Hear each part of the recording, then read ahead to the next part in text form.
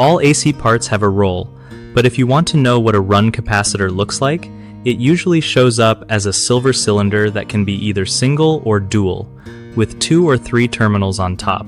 So if you're checking out your air conditioner and want to spot the run capacitor, here's the scoop. First, look for a shiny silver or metallic cylinder inside the unit's control panel. It might have 2 or 3 little metal prongs sticking out the top. That's where the wires hook up. Sometimes it's a single capacitor, other times a dual capacitor, which means it's doing double duty for the compressor and the fan motor. Make sure to turn off the power before poking around, because those caps can hold a charge and give you a shock. If the unit isn't cooling right or is making weird noises, the capacitor could be shot, and it usually looks swollen or leaking if it's bad. Replacing one is pretty straightforward if you get the exact specs.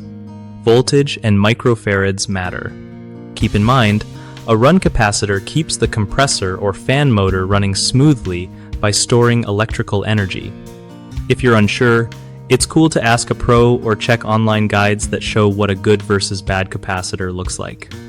One of the biggest mistakes folks make with run capacitors is grabbing the wrong size or rating.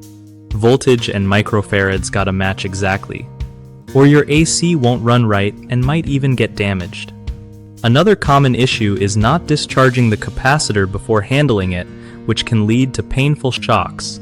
Always use a resistor or screwdriver with insulated handle to safely discharge it.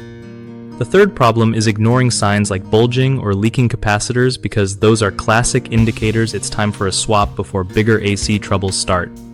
Catching that early saves cash and hassle.